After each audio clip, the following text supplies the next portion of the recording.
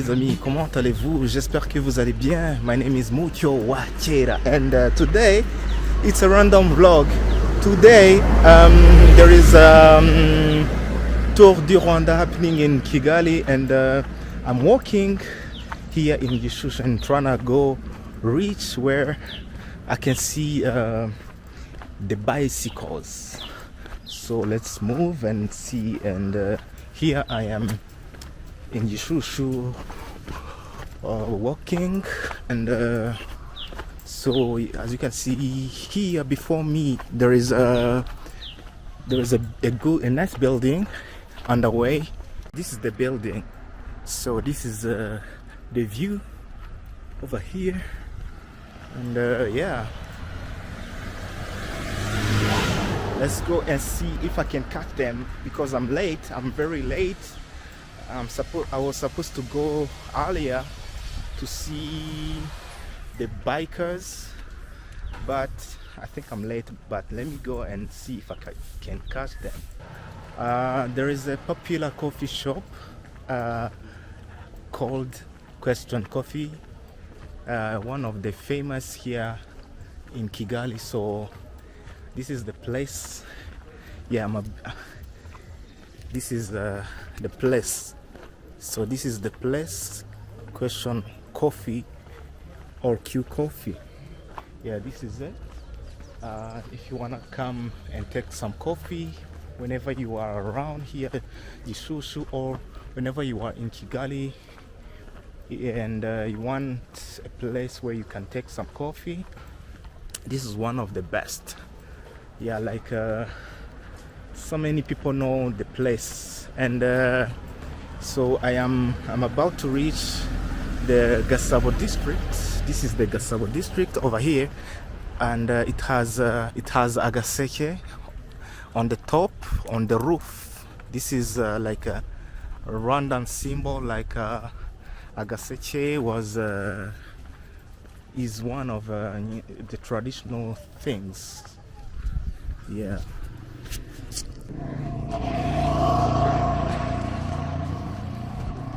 So yeah.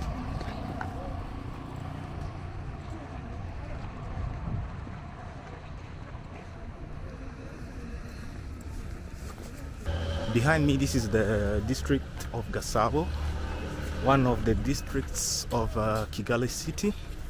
So yeah, let's keep moving and see how far we can go. Let's keep moving and see how far we can go. And today is a good day. It's a sunny day.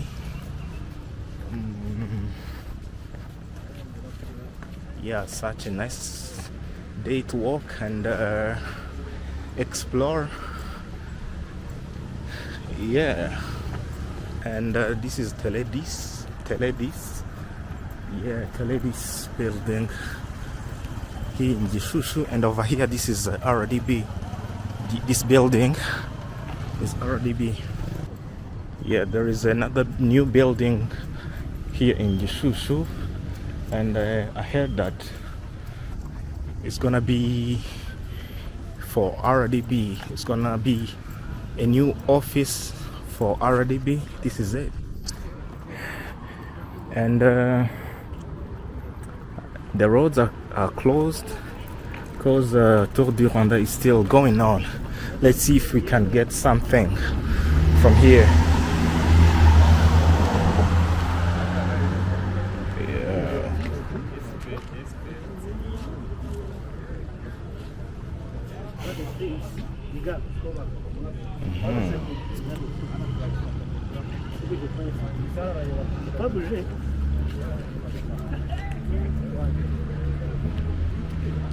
I think they are coming because the motorbikes of the police are coming. So yeah.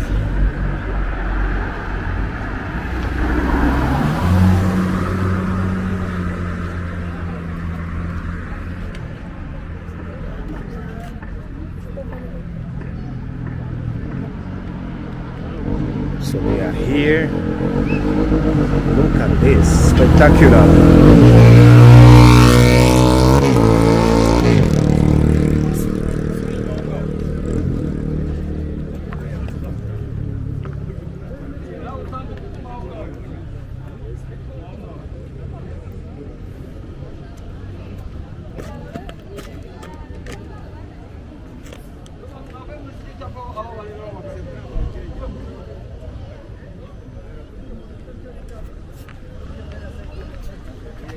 Yeah, so this is the police trying to organize things over here. And the bikers are coming. See this car out.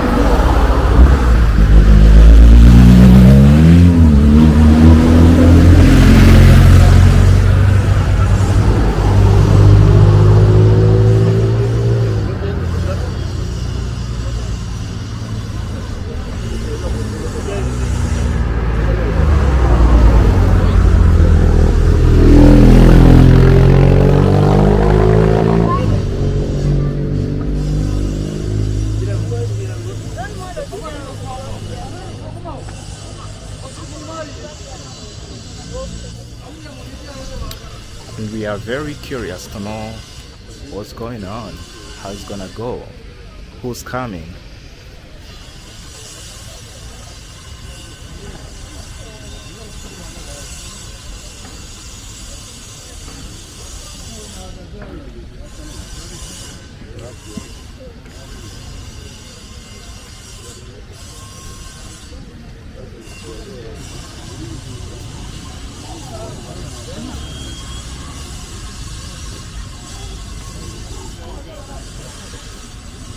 Another car is coming, and some people are trying to move.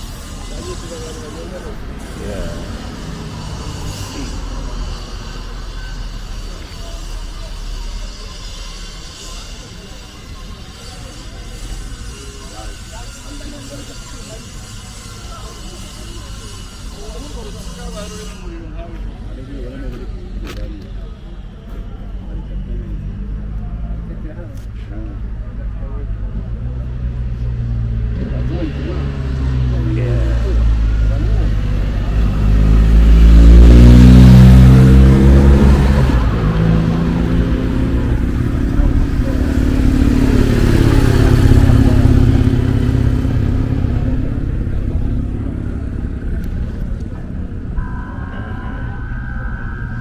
They are coming. I think they are coming. I can hear them.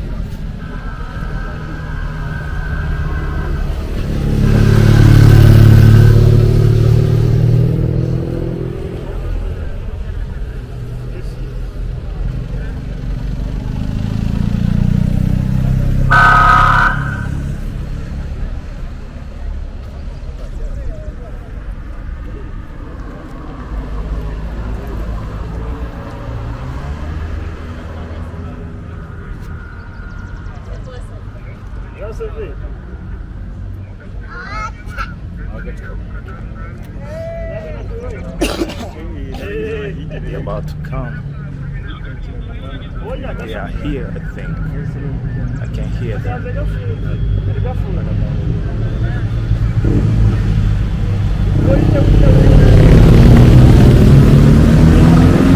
Nice, they are here.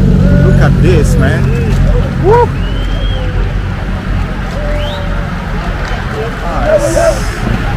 Nice.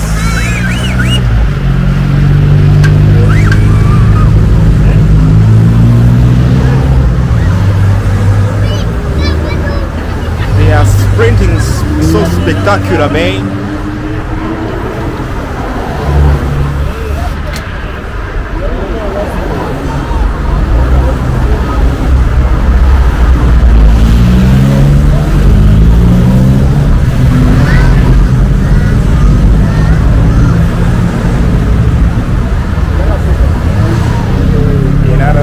Here. Woo.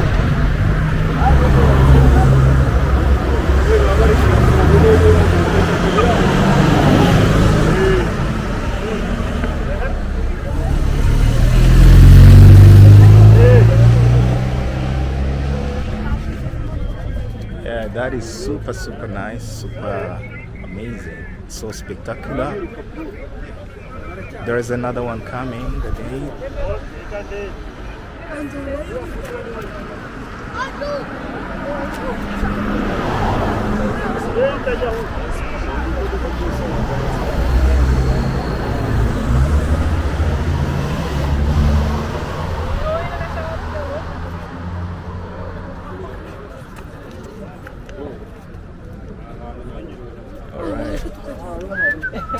That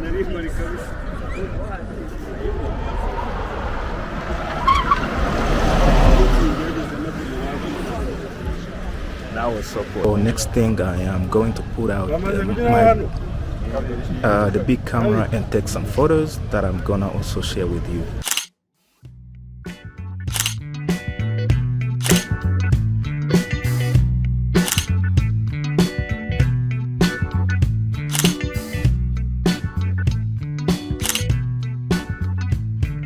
So let's head to KCC and go and see the finishings. So here are the KCC. People are moving to see the finals of the race.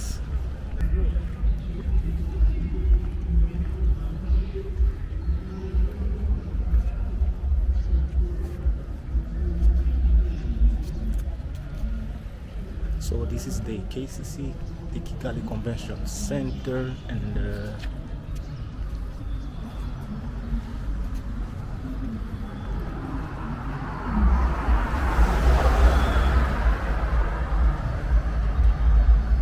so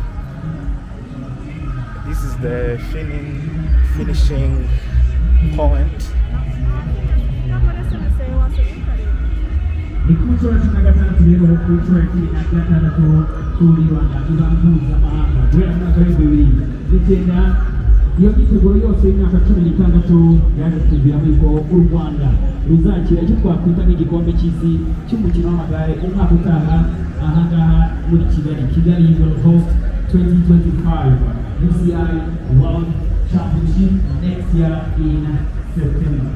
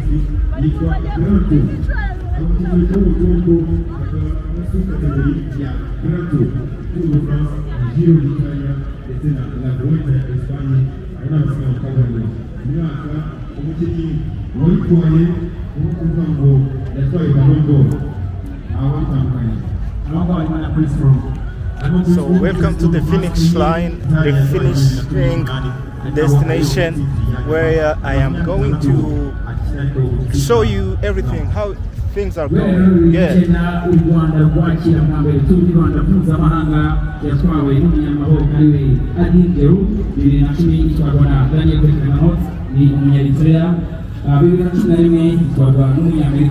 Beautiful girls over here.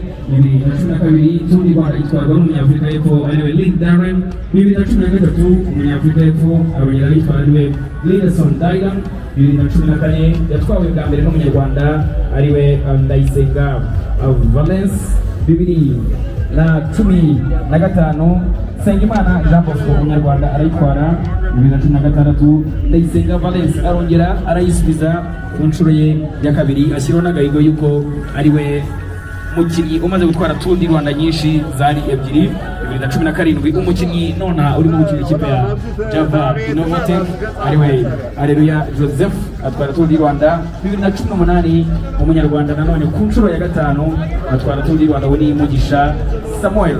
Nibwo bwa nyuma rero Umunyarwanda ariko gutwara Tour du Rwanda, ni nabwo bwa nyuma twabonye Tour du Rwanda yo kuri kabiri n'ibice bibiri kuko 2019 umunya-Eritrea urimo gukinira ikipe ya Eritrea ubu ngubu uwo nta wundi ni Merabu Kudus. Icyo gihe yakiniraga ikipe ya Astana Protein, niwe watwaye Tour du Rwanda 2019 ndetse ya mbere ya kabiri n'igice kimwe.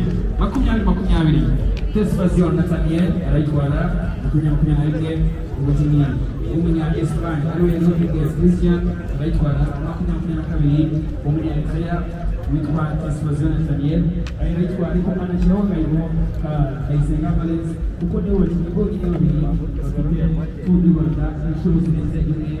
Umwaka ushize rero twawe umunya-Eritrea guhera hano ese uyu mwaka ko tubona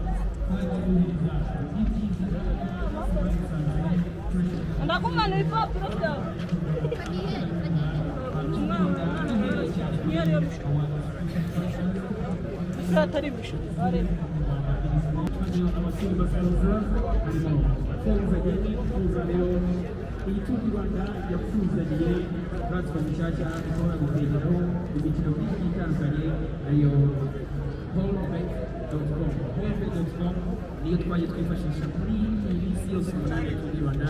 Twamaze kandi umurongo w'ishyura kugira ngo tubone inyunganizi uwo murongo nawo wari 667 hamwe na holbet.com.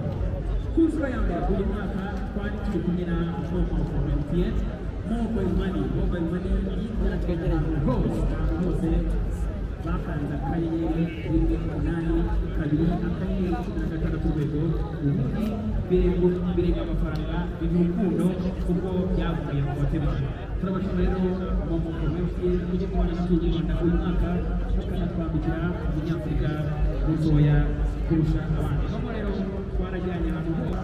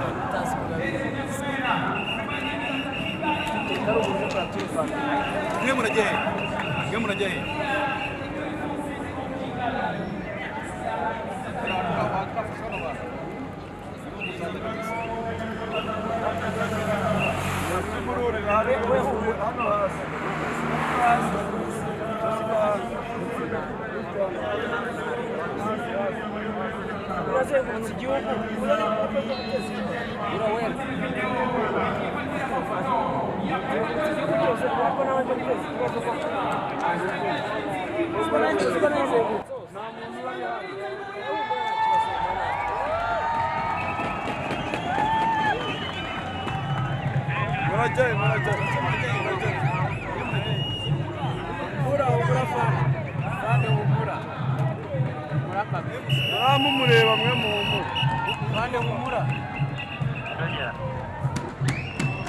This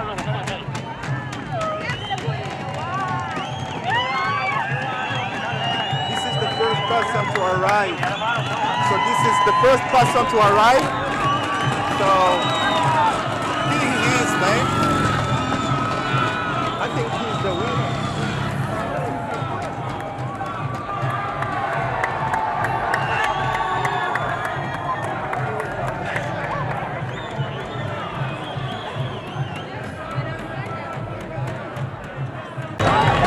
So the others are coming, they are here, they are here.